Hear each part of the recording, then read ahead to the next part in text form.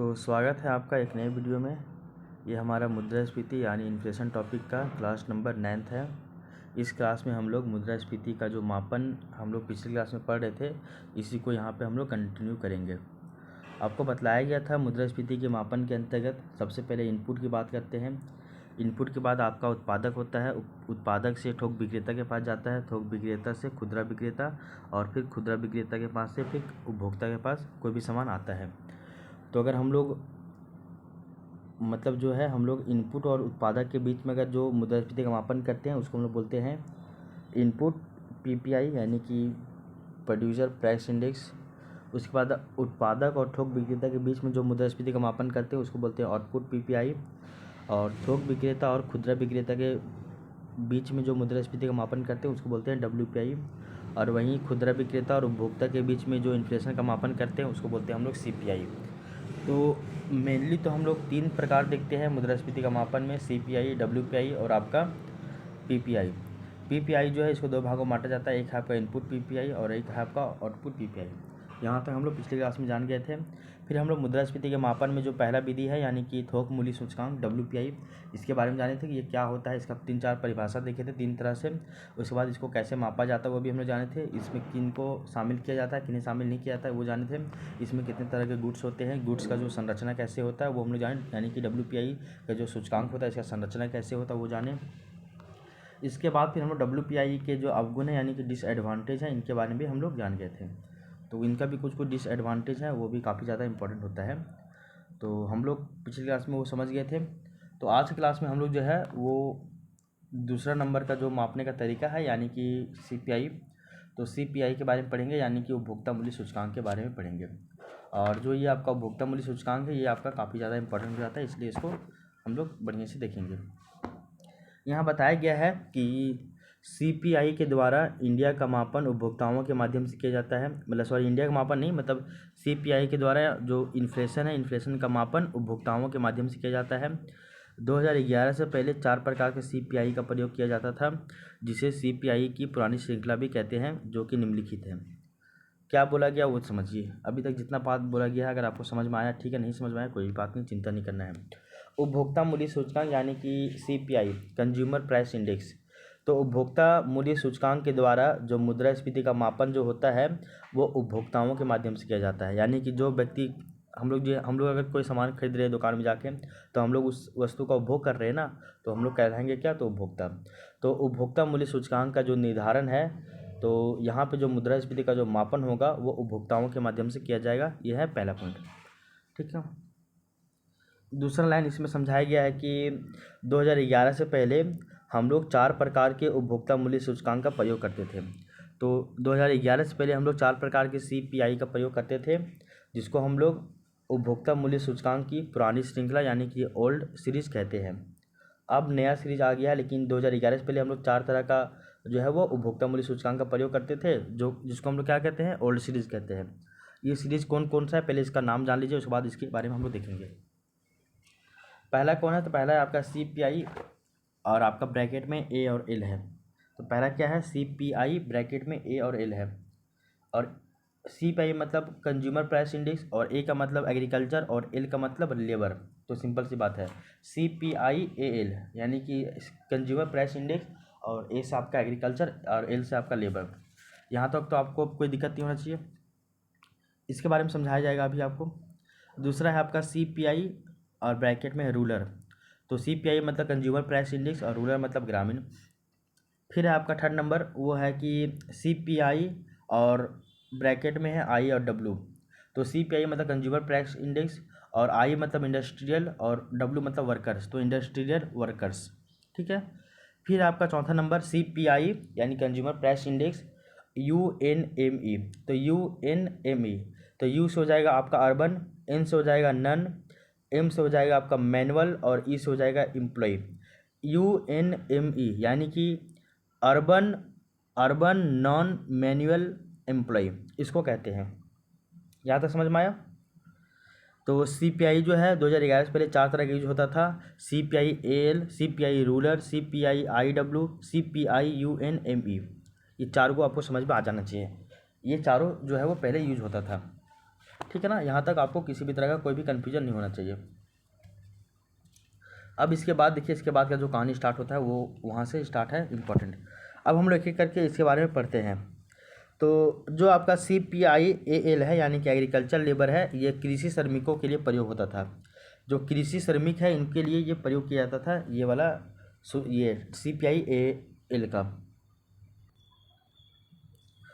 तो CPIAL का प्रयोग कृषि श्रमिकों के लिए प्रयोग होता था, ठीक है ना। और उसके बाद CPI जो रूलर है वो ग्रामीणों के लिए प्रयोग होता था। तो यहाँ पे लिख दिया है CPIAL यानी कि एग्रीकल्चर लेबर के लिए यूज होगा, CPI रूलर यानी ग्रामीणों के लिए यूज होगा। नोट में एक करके बात बताया गया है कि जो आपका CPIAL था यानी एग्रीकल्चर लेबर और CPI जो रूलर था यानी ग्रामीण, दोनों के द्वारा ग्रामीण अर्थव्यवस्थाओं के उपभोक्ताओं पर मुद्रास्फीति के प्रभाव को मापा जाता था। तो सिंपल सी बात है, AL से हम लोग एग्रीकल्चर लेबर को मापते थे और रूलर से हम लोग ग्रामीणों के उपभोक्ताओं पर मुद्रास्फीति का क्या प्रभाव पड़ता है उसको हम लोग मापते थे। तो 1 और 2 यानी कि CPIAL और CPI रूलर के द्वारा ग्रामीण अर्थव्यवस्थाओं के उपभोक्ताओं पर जो मुद्रास्फीति का क्या प्रभाव पड़ रहा है, क्या नहीं प्रभाव पड़ रहा है, उसके बारे में हम लोग पता लगाते थे, इसके द्वारा मापते थे। तीसरा जो है आपका CPIIW मतलब इंडस्ट्रियल वर्कर, इंडस्ट्रियल जो वर्कर्स है इसके में हम लोग कैसे देखते थे कि देखिए, इंडस्ट्रियल जो वर्कर है, वर्कर्स के लिए हम लोग मापते थे कि एक ये जो है वो ब्लू कॉलर जॉब है। हम लोग पढ़ते ना कि white collar job, red collar job, blue collar job, ये सब जानते हैं। तो इंडस्ट्रियल जो वर्कर है यानी कि औद्योगिक क्षेत्र में यानी कि उद्योग में काम करने वाले जो एम्प्लॉय है, वर्कर्स लोग हैं, वो ब्लू कॉलर जॉब के अंतर्गत आते हैं। किसके अंतर्गत आते हैं? तो आपका वो ब्लू कॉलर जॉब के अंतर्गत आते हैं ये लोग।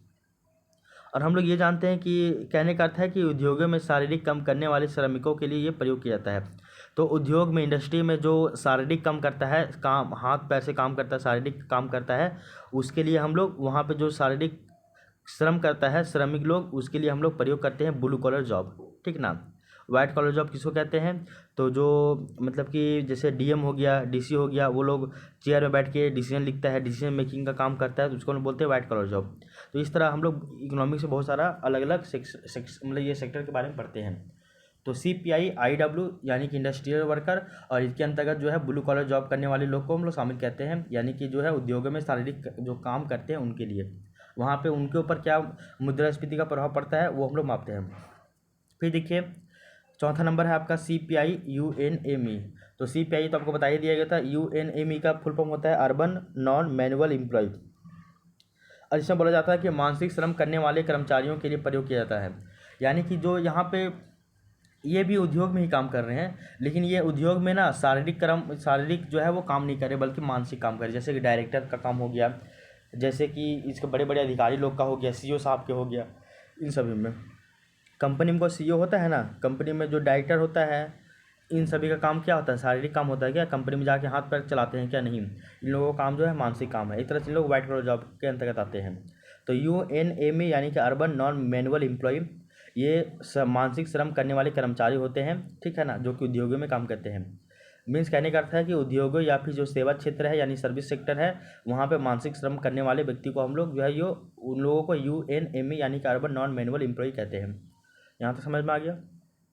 जिस तरह से हम लोग जो है 1 और 2 यानी कि CPIAL और CPI रूरल, इन दोनों के द्वारा हम लोग जो है वो ग्रामीण इकोनॉमी पे उपभोक्ताओं का क्या अर्थ प्रभाव पड़ता है, मतलब सॉरी, CPIAL और CPI रूरल, इन दोनों के माध्यम से हम लोग ग्रामीण अर्थव्यवस्थाओं के उपभोक्ताओं पर मुद्रास्फीति का क्या प्रभाव पड़ता है उसको मापते हैं।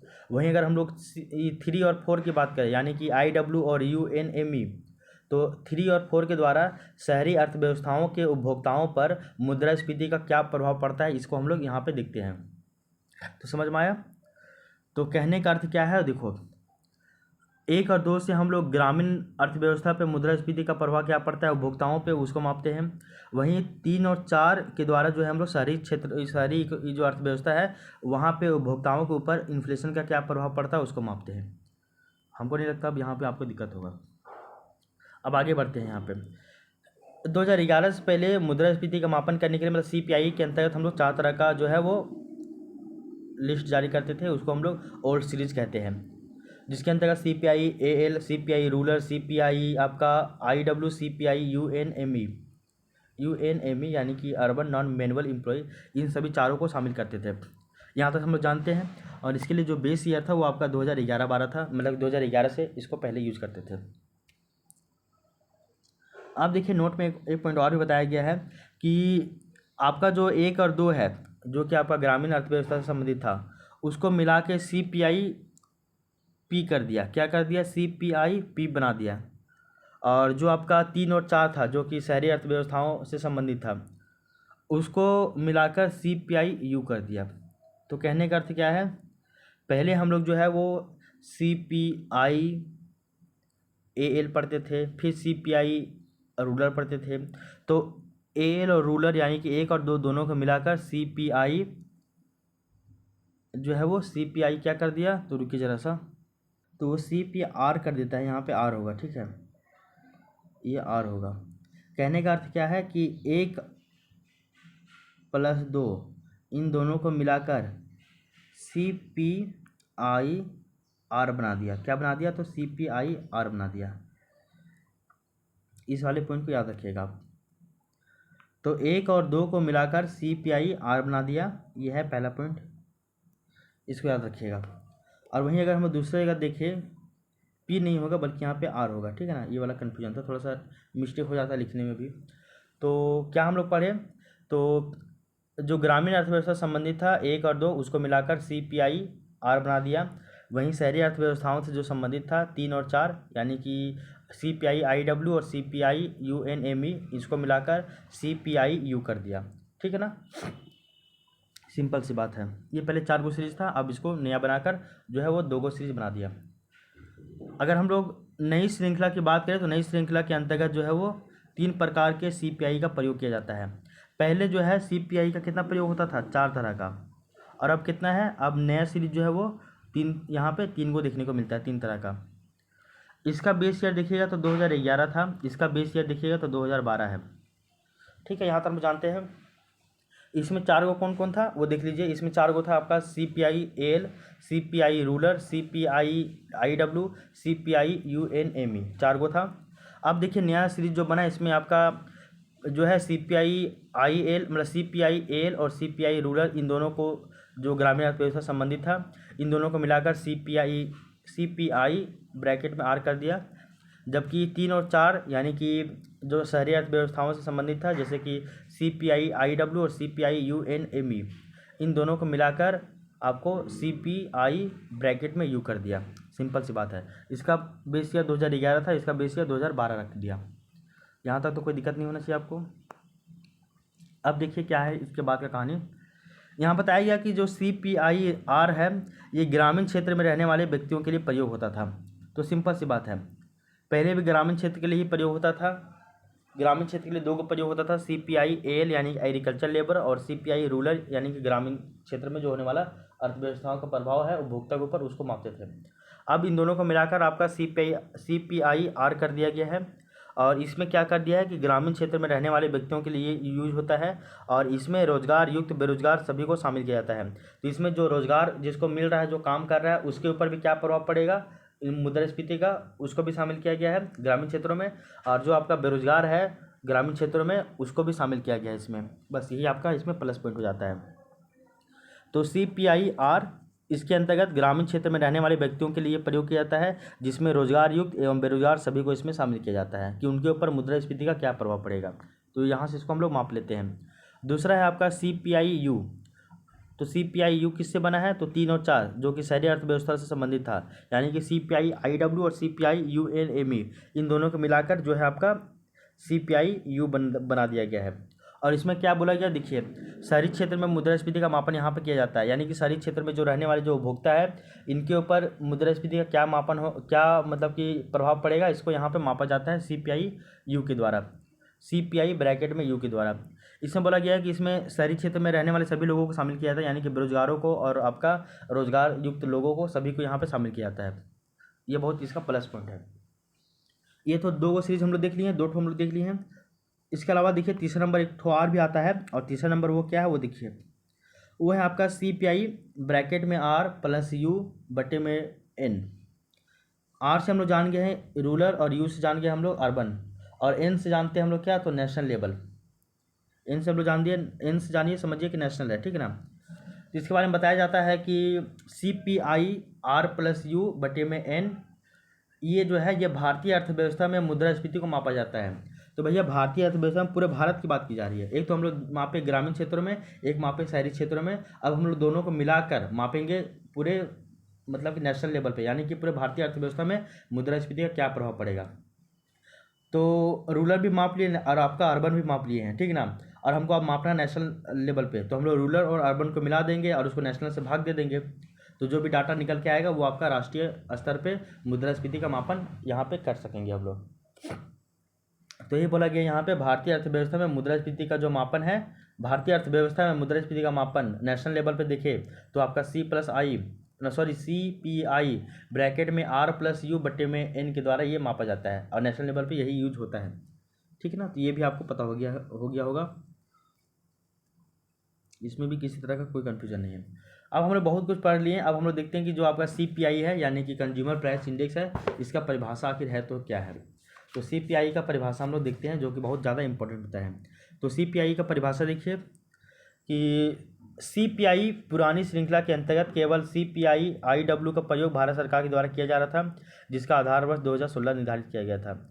CPI-IW नहीं छोड़ने के पीछे का कारण है कि पे कमीशन के द्वारा CPI-IW का प्रयोग किया जाता था। मीन्स लेबर वेज आपका हाई होगा तो हमारा सैलरी भी हाई होगा, और ये आपका CPI-IW के द्वारा ही इसको काउंट किया जाता था। देखिए पुराना श्रृंखला भी बताया था ना कि पुराना श्रृंखला जिसका बेस ईयर 2011 था, उसका 4 गो उसमें श्रृंखला आता है।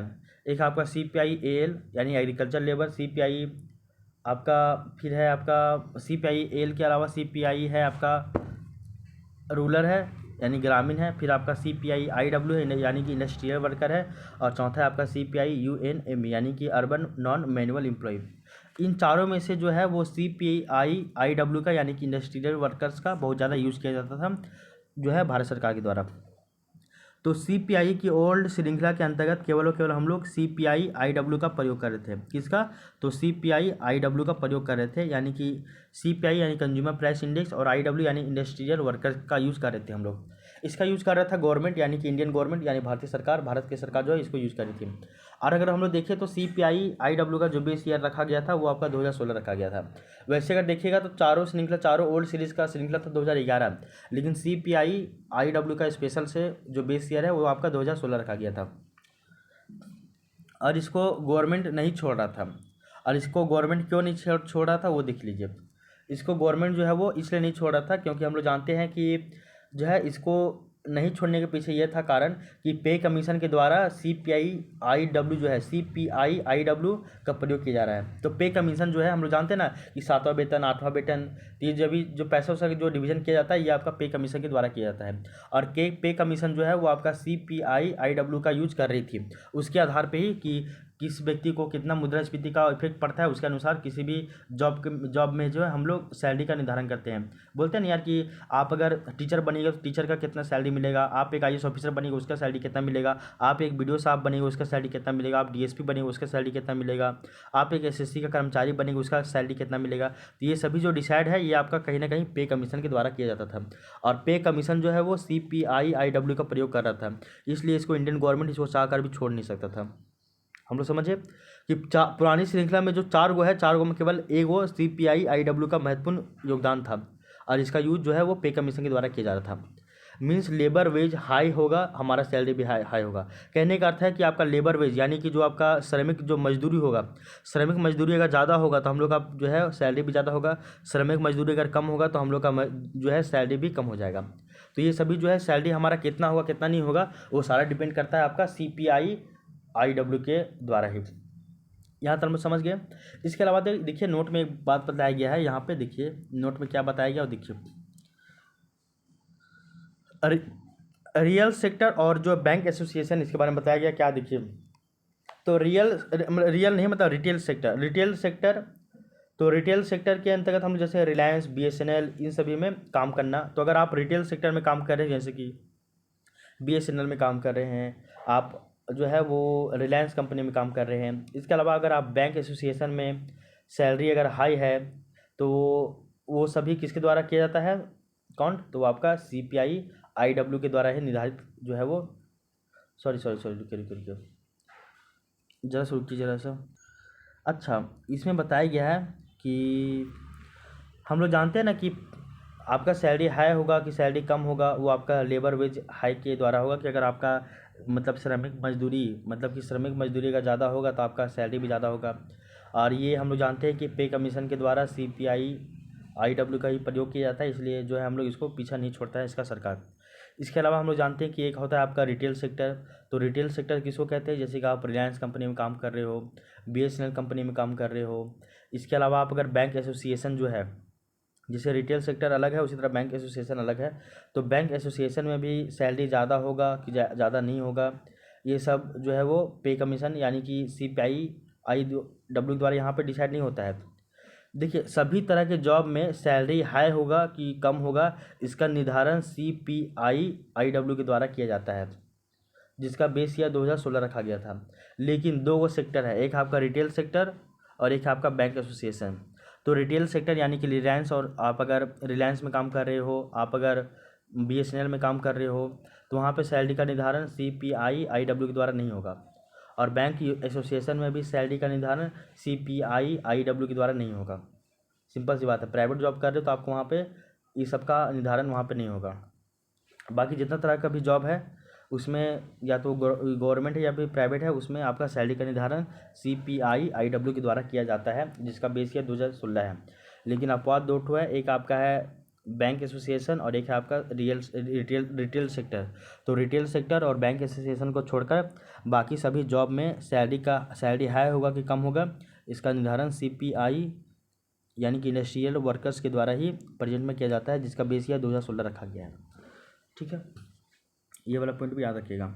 आगे देखिए, CPI की न्यू सीरीज को इसलिए लाया गया, इसके पीछे का कारण देखिए क्या है। सो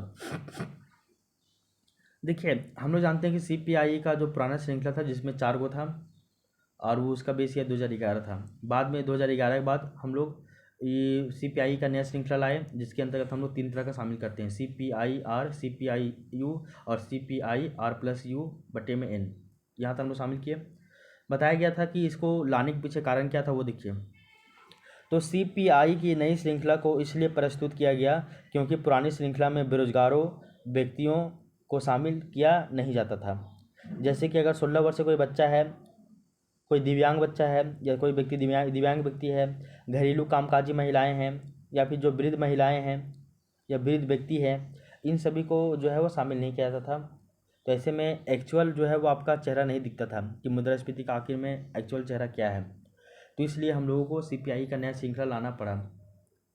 क्यों लाना पड़ा, इसके पीछे का रीज़न जाने क्या, कि जो पुरानी श्रृंखला में बेरोजगार व्यक्तियों को शामिल नहीं किया गया था, 16 वर्ष से कम व्यक्तियों को शामिल नहीं किया गया था। जो बेरोजगार है, बेरोजगार कौन कौन है, तो 16 वर्ष से कम उम्र के बच्चे, दिव्यांग बच्चे, घरेलू कामकाजी महिलाएं, वृद्ध हैं, इन सभी तो बेरोजगार ही है ना, इन सभी को शामिल ही नहीं कर रहे हैं आप, तो असली चेहरा कहाँ से दिखेगा मुद्रास्फीति का। तो यही बात है, इसलिए जो है हम लोग मुद्रास्फीति का जो नया सीरीज लाए। इसके अलावा देखिए, ये भी बताया जाता है किंतु मुद्रास्फीति का जो प्रभाव है वो उपरोक्त सभी वर्गों पर समान रूप से पड़ता है, इसलिए इन नई श्रृंखला को लाया गया। कहने का अर्थ है कि हम लोग जानते हैं ना भाई कि मुद्रा का विस्फीति का जो है प्रभाव सभी वर्ग में पड़ता है। तो आप मुद्रास्फीति का पुराना जो श्रृंखला था उसमें बेरोजगारों को शामिल नहीं कर रहे थे, जिसके अंतर्गत हम लोग 16 वर्ष के कम उम्र के बच्चे, फिर हम लोग दिव्यांग बच्चे, घरेलू कामकाजी महिलाएं, वृद्ध महिलाएं या वृद्ध पुरुष, इन सभी को शामिल नहीं कर रहे थे।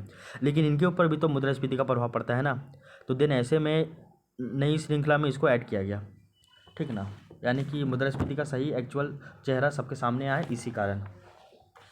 तो यहाँ तक तो हम लोग समझ गए। आई होप यहाँ तक आपको अब दिक्कत नहीं होना चाहिए। अब देखिए, जिस तरह से हम लोग देखे थे कि WPI का जो श्रृंखला मतलब ये देखे थे, संरचना देखे थे जिसमें आपका 676 को गुड्स था, उसी तरह हम लोग CPI के बारे में भी देखते हैं, ठीक ना। और यहाँ देखिए बताया जा रहा है कि CPI-R+U बट्टे में यहाँ पे N होगा, यहाँ पे N आप कर लीजिएगा, यहाँ पे N होगा नीचे में। तो CPI यानी कि कंज्यूमर प्राइस इंडेक्स, R मतलब कि रूरल और U मतलब अर्बन और N मतलब नेशनल। तो R+U बट्टे में N यानी कि पूरा इसको नेशनल लेवल पे देखा जा रहा है। पहला हम लोग यहाँ पे इसके बारे में देख रहे हैं कि इसका जेंडर इंडेक्स लिखें, मतलब जनरल इंडेक्स लिखेंगे और इसका आधार वर्ष लिखते चलेंगे। आधार वर्ष के बारे में आपको पढ़ना होगा।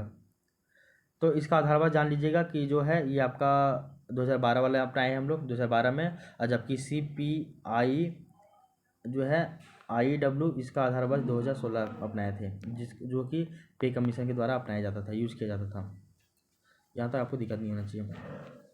जब हम लोग CPI का अगर हम लोग संरचना देखेंगे तो इसके अंतर्गत हम लोग सबसे पहले देखते हैं क्रम संख्या, उसके बाद कंपोनेंट यानी घटक, और तीसरा देखेंगे भार प्रतिशत में। सेम उसके जैसे यहाँ पे था, वहाँ पे हम लोग 3 वस्तुओं को देखे थे। 3 वस्तु वहाँ पे कौन कौन था उसको भी अगर आप एक बार देखना चाहें तो पहला वस्तु था वहाँ पे प्राथमिक वस्तुएं जिसका वेट था 22%, दूसरा था विनिर्मित वस्तुएं जिसका वेट था 64.23%, तीसरा था वहाँ पे ईंधन एवं ऊर्जा जिसका परसेंटेज था 13.15।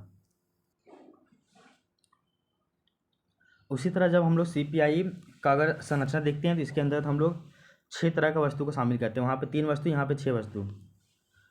पहला वस्तु क्या है तो भोज्य एवं पेय पदार्थ, दूसरा है पान एवं तंबाकू पदार्थ, तीसरा है ईंधन तथा प्रकाश, चौथा है कपड़ा बिस्तर जूता, पांचवा है आपका आवास, छठा है आपका विविध यानी कि सेवा को इसमें शामिल करते हैं।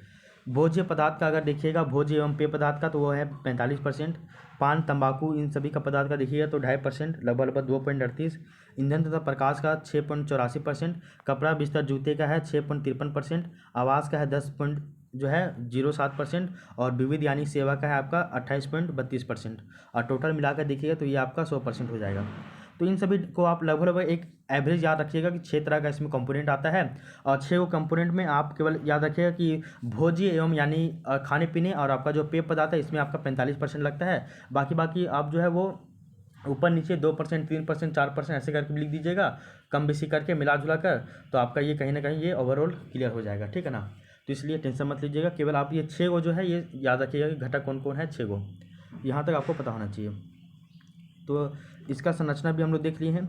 अब हम लोग जो है वो CPI का गुण देखते हैं, फिर हम लोग CPI का अगर अवगुण कुछ होगा, CPI का अवगुण नहीं है तो CPI का गुण देख लेंगे, उसके बाद हम लोग CPI और जो है WPI दोनों में कंपैरिजन कर देंगे। तो अगर हम लोग देखते हैं CPI का अगर गुण देखते हैं, पहला गुण क्या है कि इसमें लगभग सभी प्रकार के सेवाओं को शामिल किया जाता है जो कि अधिकतम व्यक्तियों से संबंधित है। सिंपल सी बात है। WPI में हम लोग केवल गुड्स को शामिल करते थे, सर्विस को शामिल नहीं करते हैं, लेकिन इसमें आपका गुड्स सर्विस सबको शामिल किया जा रहा है और ये सभी व्यक्तियों से जुड़ा हुआ होता है, इसलिए बेहतर है। दूसरा देखिए, CPI हमें यह बतलाता है कि उपभोक्ता वास्तविकता में किस प्रकार की आर्थिक समस्या से ग्रसित है, अर्थात मुद्रास्फीति का उपभोक्ता पर कैसा प्रभाव पड़ रहा है। देखिए रियल चेहरा दिखाता है, ये रियल पिक्चर दिखाता है कि जो आपका CPI है वो आपका रियल चेहरा बतलाता है कि जो उपभोक्ता है तो उपभोक्ता वास्तविकता में किस प्रकार की आर्थिक समस्या से ग्रसित है, कि उसके ऊपर जो इन्फ्लेशन का प्रभाव पड़ रहा है तो किस चीज़ के किस वस्तु का जो है इन्फ्लेशन का उसके ऊपर ज़्यादा प्रभाव पड़ रहा है, किसका कम प्रभाव पड़ रहा है। यानी कि ये CPI जो है वो हमको बतलाता है कि उपभोक्ता वास्तविकता में किस प्रकार की आर्थिक समस्या से ग्रसित है, अर्थात मुद्रास्फीति का ये उपभोक्ता पर क्या प्रभाव पड़ रहा है, इसका रियल चेहरा ये दिखलाता है। ये इसका 2 गुण हो गया। इसके अलावा देखिए यहाँ बताया जा रहा है कि CPI जो है इसका कोई भी अवगुण नहीं है बिकॉज इसमें सभी व्यक्तियों को शामिल किया जाता है, ठीक है, सिंपल सी बात है। मीन्स भारत में जो भी रहेगा वो उपभोग यानी कि कंज्यूम कुछ ना कुछ तो करेगा ही करेगा, देन ऐसे में उसके ऊपर कुछ ना कुछ प्रभाव पड़ेगा ही मुद्रास्फीति का। तो CPI का गुण ही गुण है, अवगुण एक भी नहीं है। कहने का मतलब है भारत में कोई भी व्यक्ति रहेगा वो खर्च करेगा ही करेगा, कंज्यूम करेगा ही करेगा, तो ऐसे में उसके ऊपर किसी न किसी प्रकार का जो है वो मुद्रास्फीति का प्रभाव पड़ेगा ही पड़ेगा, ठीक है। तो ये पॉइंट आपको पता होना चाहिए। इसके अलावा देखिए WPI तथा CPI में अंतर क्या है, तो WPI तथा CPI में दोनों में अंतर देखिए आप। पहला है आपका ये है WPI एक तरफ और एक तरफ है आपका CPI। आगे देखिए अगर यहाँ बात करते हैं तो WPI के द्वारा केवल वस्तुओं के WPI के द्वारा केवल वस्तुओं के एक बास्केट में होने वाले औसत मूल्य वृद्धि को ही इसमें मुद्रास्फीति में मापा जाता है। कहने का अर्थ यहाँ पे क्या हो रहा है ना कि WPI में केवल वस्तुओं को शामिल किया जा रहा है, सेवा को शामिल नहीं किया जा रहा। पहला पॉइंट, WPI के अंतर्गत जो है केवल वस्तुओं के बास्केट को एक थैला मान लीजिए, यहाँ एक थैला रखा गया है, इसमें केवल आपका वस्तु है, गुड्स है, सेवा है ये नहीं है। और इस वस्तुओं के जो एक बास्केट है, इस बास्केट में होने वाला जो औसत मूल्य वृद्धि है यानी कि मुद्रास्फीति है, औसत मूल्य में परिवर्तन जो हो रहा है मुद्रास्फीति, इसको मापा जा रहा है। जबकि अगर हम लोग सीपीआई में देखें तो वहीं सीपीआई के द्वारा वस्तु एवं सेवाओं के एक बास्केट के औसत मूल्य में होने वाले परिवर्तन का मापन किया जाता है। यहाँ पे भी बास्केट है, लेकिन आपका यहाँ पे वस्तु भी है और यहाँ पे सेवा भी है, ठीक है। और इसमें जो औसत मूल्य में जो होने वाला परिवर्तन है, इसको यहाँ पे काउंट किया जाता है, ठीक है। ये पहला चीज़ हो गया। आगे देखिए, इसमें दूसरा नंबर देखिए, WPI में मुद्रास्फीति का मापन उत्पादक के दृष्टिकोण से किया जाता है। तो WPI में मुद्रास्फीति जो है, तो WPI में मुद्रास्फीति का जो मापन है वो आपका उत्पादन के दृष्टिकोण से किया जाता है, उत्पादक के दृष्टिकोण से। जबकि CPI में जो मुद्रास्फीति का मापन है वो आपका उपभोक्ता के दृष्टिकोण से किया जाता है। यानी कि हम खरीद रहे जो सामान हमको कितना में पड़ रहा है, पहले पड़ता था 5 रुपये में, अब हमको पड़ रहा है 7 रुपया में, तो हम मेरे ऊपर प्रभाव पड़ा 2 रुपया का ना, तो ये जो है वो उपभोक्ता से जुड़ा हुआ CPI। तो WPI में मुद्रास्फीति का मापन उत्पादक के द्वारा किया जाता है, जबकि CPI में मुद्रास्फीति का मापन उपभोक्ता के द्वारा, उपभोक्ता के दृष्टिकोण से किया जाता है। यहाँ तक आपको पता होना चाहिए। इसके अलावा देखिए, WPI के द्वारा थोक बाजार में उत्पन्न मुद्रास्फीति का मापन किया जाता है, जबकि CPI के द्वारा खुदरा बाजार या फिर उपभोक्ता बाजार में उत्पन्न मुद्रास्फीति का मापन किया जाता है। तो हम सभी को पता है कि थोक विक्रेता, खुदरा विक्रेता यानी होलसेल और होलसेलर, रिटेलर, उसके बाद कंज्यूमर के पास जाएगा। तो WPI में केवल और केवल थोक बाजार में उत्पन्न जो भी मुद्रास्फीति है यहाँ पे उसको काउंट किया जाता है। लेकिन जो आपका CPI है यहाँ पे जो है वो आपका खुदरा बाजार में भी और जो उपभोक्ता बाजार में भी मुद्रास्फीति का जो है वहाँ पे क्या हो रहा है, मुद्रास्फीति कितना दर बढ़ रहा है, तो वहाँ पे इस आधार पे भी मापा जाता है। क्या कहें हम, समझिए, हम ये कहें कि WPI के अंतर्गत थोक बाजार में उत्पन्न मुद्रास्फीति का ही मापन किया जाता है, जबकि CPI के द्वारा खुदरा बाजार या फिर जो उपभोक्ता बाजार है यहाँ पे उत्पन्न मुद्रास्फीति का जो दर है इसका मापन किया जाता है। इसके अलावा देखिए नेक्स्ट पॉइंट, ये भी इम्पोर्टेंट है, और इसमें बताया जा रहा है कि मुद्रास्फीति WPI में मुद्रास्फीति का मापन सप्लाई चेन के प्रथम अवस्था में किया जाता है। सप्लाई चेन के प्रथम अवस्था में यानी कि मीन्स प्रोड्यूसर से होलसेलर पास गया, तो प्रोड्यूसर से होलसेलर के पास जो गुड्स गया इसको बोलते हैं प्रथम चरण। तो हम लोग इसको देखे थे ना भाई, कैसे देखे थे, एक बार इसको देख लीजिए पीछे मैप में आप, तभी आप रीड कर पाइएगा बढ़िया से। ये देख लीजिए, कोई भी सामान है, ये पहले इनपुट हुआ, मतलब कि लगाया गया, उसके बाद उत्पादक के द्वारा उत्पादन किया गया, उसके बाद थोक विक्रेता के पास गया, उसके बाद खुदरा विक्रेता के पास गया, उसके बाद उपभोक्ता के पास कोई भी गुड्स गया। तो प्रोड्यूसर यानी कि उत्पादक से थोक विक्रेता के पास जो गुड गया इसको बोलते हैं प्रथम चरण। थोक विक्रेता से खुदरा विक्रेता के पास गया इसको बोलते हैं द्वितीय चरण, और खुदरा विक्रेता से उपभोक्ता के पास गया इसको बोलते हैं तृतीय चरण या फिर अंतिम चरण। यहाँ तो समझ में आया, यहाँ तक दिक्कत नहीं होना चाहिए। तो यहाँ से उत्पादक से मतलब कि थोक विक्रेता यानी कि होलसेलर के पास गया गुड्स, तो यहाँ पे जो ये जो आपका चेन सप्लाई है, ये चेन सप्लाई है, इसमें प्रथम अवस्था में ही मुद्रास्फीति को काउंटिंग किया जाता है। जबकि CPI के अंतर्गत जो है हम लोग, अरे सॉरी ये नहीं, उत्पादक नहीं भाई, यहाँ से थोक विक्रेता से खुदरा विक्रेता के पास जो गया वहाँ पे हम लोग WPI को काउंट करते हैं, जबकि खुदरा विक्रेता से उपभोक्ता के पास गया उसको हम लोग CPI के द्वारा काउंट करते हैं। ये हम लोग तो देखे ही थे, तो यहाँ पे नहीं आपको दिक्कत होना चाहिए। तो WPI में मुद्रास्फीति का मापन सप्लाई चेन के प्रथम अवस्था में किया जाता है। कहने का अर्थ है प्रोड्यूसर से होलसेलर के पास जो गुड्स गया है प्रथम चरण, यहीं पे मुद्रास्फीति का मापन होगा। जबकि CPI के द्वारा जो इन्फ्लेशन का मापन है वो सप्लाई चेन के अंतिम अवस्था में किया जाता है, मीन्स रिटेलर से कंज्यूमर के पास जो गुड्स गया वहीं पर, और अंतिम चरण में मापन होता है, फिर यहाँ पर सप्लाई चेन समाप्त हो जाता है। इसके बाद कहीं तो जाता नहीं है, तो इसलिए हम लोग लास्ट में मापेंगे, ओवरऑल सब कुछ हो जाने के बाद, तो लास्ट में फिर हम अगर मापेंगे तो वो बढ़िया है। शुरू में ही माप लिए, वहाँ तो गलत बताया, वहाँ तो कुछ और बताया, फिर आगे बढ़ते बढ़ते मुद्रास्फीति और बढ़ गया, तो वो तो एक्चुअल आया नहीं ना भाई। तो सिंपल ये बात है। अब देखिए WPI के बारे में और भी बताया जा रहा है कि WPI में केवल उत्पादन प्रक्रिया में भाग लेने वाले लोगों को ही शामिल किया जाता है। तो WPI जो है यहाँ पे केवल जो उत्पादन प्रक्रिया में भाग लेने वाले जो लोग होंगे उन्हीं को शामिल किया जाता है, जबकि CPI में सभी प्रकार के उपभोक्ताओं को शामिल किया जाता है, चाहे वो एम्प्लॉय हो या फिर ना हो। तो CPI में सभी तरह के उपभोक्ता, कोई भी भारत में रहेगा वो उपभोग तो करेगा ही करेगा, तो उपभोक्ता कहलाएगा ना, कोई भी व्यक्ति, बच्चा बूढ़ा सभी। तो WPI में केवल हम लोग उत्पादन प्रक्रिया में भाग लेने वाले लोगों को शामिल करते थे, जबकि CPI में हम लोग जो है वो उपभोक्ता के मतलब सभी लोगों को शामिल करते हैं, चाहे वो एम्प्लॉय हो चाहे नहीं हो, सभी उपभोक्ता को शामिल करते हैं।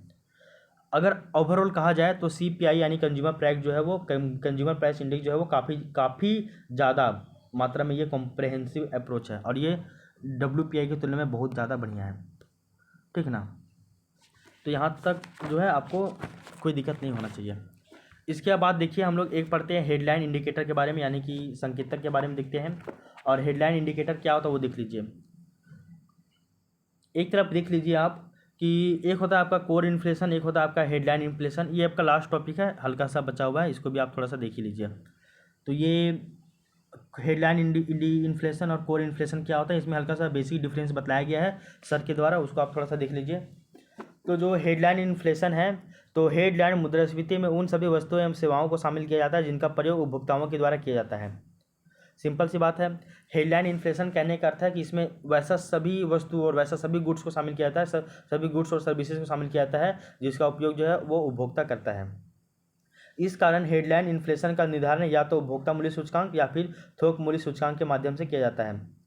तो जो है हेडलाइन इन्फ्लेशन जो है ये एक तरह से इन्फ्लेशन के टाइप्स है, एक तरह से समझिए आप।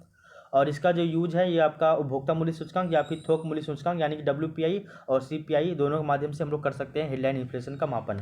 जब हेडलाइन इन्फ्लेशन का मापन CPI का प्रयोग, जब हेडलाइन इन्फ्लेशन का मापन करने में हम लोग, देखिए क्या बोला गया है कि जब हेडलाइन इन्फ्लेशन का मापन में हम लोग CPI का प्रयोग करते हैं तो उसे CPI हेडलाइन सूचकांक कहते हैं। सिंपल सी बात है कि जब हम लोग हेडलाइन इन्फ्लेशन का मापन जो अगर CPI के ऊपर करेंगे तो उसको हम लोग बोलते हैं CPI हेडलाइन सूचकांक, किंतु जब WPI का प्रयोग करेंगे हेडलाइन इन्फ्लेशन को मापने के लिए तो उसको हम लोग हेडलाइन WPI सूचकांक कहेंगे। सिंपल सी बात है।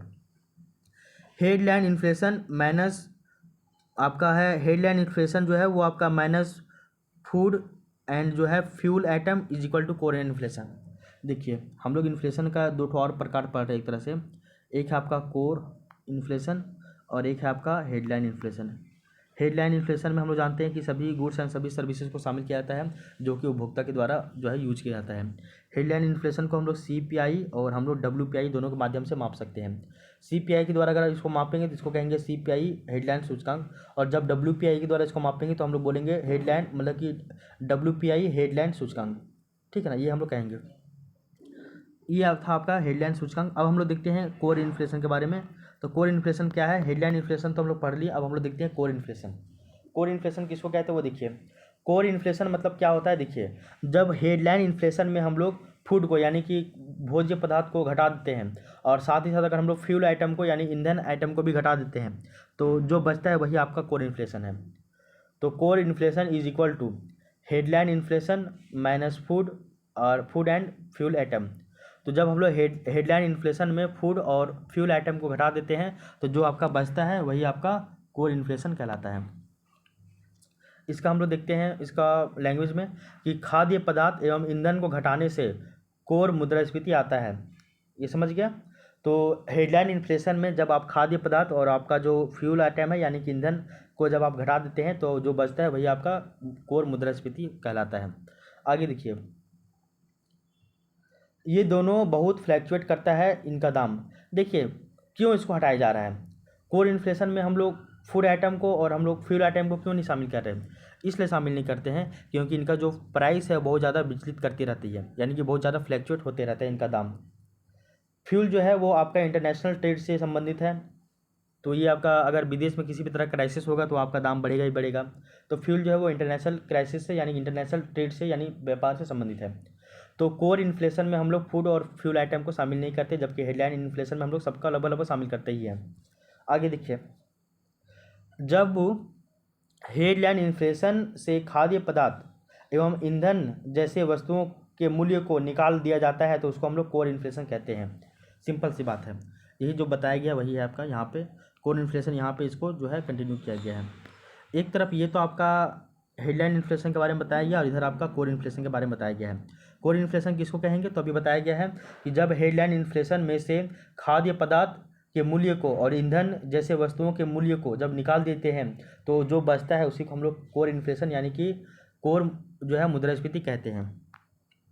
क्यों कहते हैं वो देखिए, क्योंकि खाद्य पदार्थ एवं ईंधन के मूल्य में अत्यधिक विचलन होता है, इस कारण हेडलाइन इन्फ्लेशन में भी विचलन आ जाता है। तो कहने का अर्थ है कि खाद्य पदार्थ और आपका जो ईंधन है, ईंधन दोनों का जो मूल्य है बहुत ज़्यादा विचलित होते रहता है, इसलिए जो है हम लोग किसका यूज़ करते हैं, तो हम लोग हेडलाइन इन्फ्लेशन का भी मूल्य में वृद्धि हो जाता है, इसलिए इन दोनों को निकाल देते हैं, इसलिए जो है जो बचता है आपका वही आपका कोर इन्फ्लेशन है। आगे देखिए बताया जाता है यहाँ पे कि हेडलाइन इन्फ्लेशन, देखिए यहाँ पे बताया जाता है कि क्योंकि खाद्य पदार्थ एवं ईंधन के मूल्य में अत्यधिक विचलन होता है और इस कारण हेडलाइन इन्फ्लेशन में भी विचलन या फिर विचलन का गुण जो है वो विद्यमान हो जाता है, यानी आ जाता है। दूसरे शब्दों में कोर इन्फ्लेशन हेडलाइन इन्फ्लेशन की तुलना में ज़्यादा स्थिर है। अगर हम लोग हेडलाइन इन्फ्लेशन की बात करें तो हेडलाइन इन्फ्लेशन में आपका सब कुछ आ जाएगा, इसमें आपका फूड और फ्यूल आइटम सभी आ जाएगा, तो ये बहुत ज़्यादा हेडलाइन इन्फ्लेशन ये बहुत ज़्यादा विचलित होते रहता है। लेकिन अगर हम लोग कोर इन्फ्लेशन की बात करें तो ये ज़्यादा विचलित नहीं होता है, ये बहुत ज़्यादा स्थिर होता है। स्थिर क्यों होता है, क्योंकि इसमें हम लोग फूड आइटम को और हम लोग फ्यूल आइटम को इसमें ऐड नहीं करते, इसलिए ज़्यादा ये स्थिर होता है। एक पॉइंट बताया जाता है कि सामान्यतः ईंधन के मूल्य में विचलन जो है वो मुख्य कारण जो है वो अंतर्राष्ट्रीय कारकों को इसमें दिया जाता है, और खाद्य पदार्थों में होने वाला जो है विचलन प्राइस में उसको हम लोग मानसून की तीव्रता पर निर्भर करता है। अगर देखिएगा मानसून अगर क्लाइमेट अगर चेंज होगा तो इससे आपका फसल बर्बाद होगा तो फूड का मतलब कि सब्जी उब्जी का दाम बढ़ जाएगा, तो इसका आप जो है आपका फूड आइटम इसमें विचलन हुआ कि नहीं हुआ, सिंपल सी बात है। वहीं अगर हम लोग देखिए जो आपका इस ईंधन वो आपका अंतर्राष्ट्रीय कारकों के ऊपर डिपेंड करता है। अगर इंटरनेशनल लेवल पर अगर किसी भी तरह क्राइसिस होगा, किसी भी तरह का कोई भी प्रॉब्लम होगा, तो इससे जो है वो आपका मतलब फ्यूल का दाम बढ़ जाएगा, तो ये तो आपका बहुत ज़्यादा ये हो जाएगा ना, विचलन हो जाएगा। तो सिंपल यही था आपका। तो हम लोग हेडलाइन इन्फ्लेशन के बारे में भी समझ लिए हैं, और जो है आपका कोर इन्फ्लेशन इसके बारे में भी हम लोग समझ लिए आज की क्लास में। तो अब यहाँ पे आपको किसी भी तरह का कोई भी प्रॉब्लम नहीं लेना है।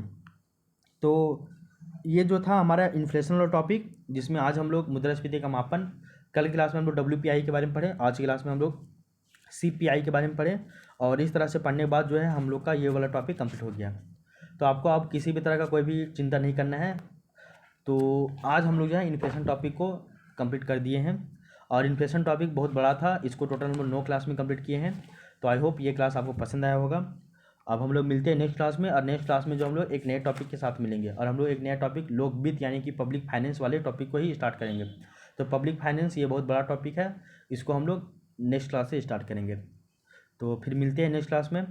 और एक पॉइंट और भी याद रखिए, ये जो आपका इन्फ्लेशन वाला टॉपिक है, इस इन्फ्लेशन वाले टॉपिक में आप जो है वो मतलब बाद में जो है इस टॉपिक को अपडेट कर लीजिएगा, ठीक ना, ये भी आप याद रखिएगा। और इसमें एक पॉइंट और भी याद रखिएगा, तो वो है कि जैसे कि यहाँ पे एक पॉइंट और भी याद कर लीजिए, आप दिया हुआ था उसको थोड़ा सा, कि कोर इन्फ्लेशन के मापन में CPI का प्रयोग किया जाता है, इस कारण से हम लोग कोर CPI सूचकांक भी कहते हैं।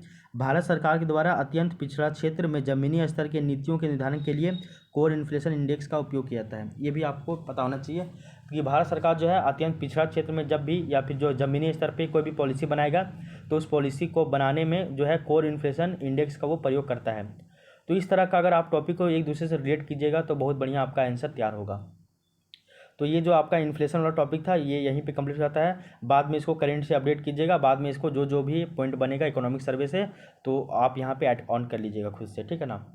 तो ठीक है, फिर मिलते हैं नेक्स्ट क्लास में, तब तक के लिए thank you, take care, bye bye.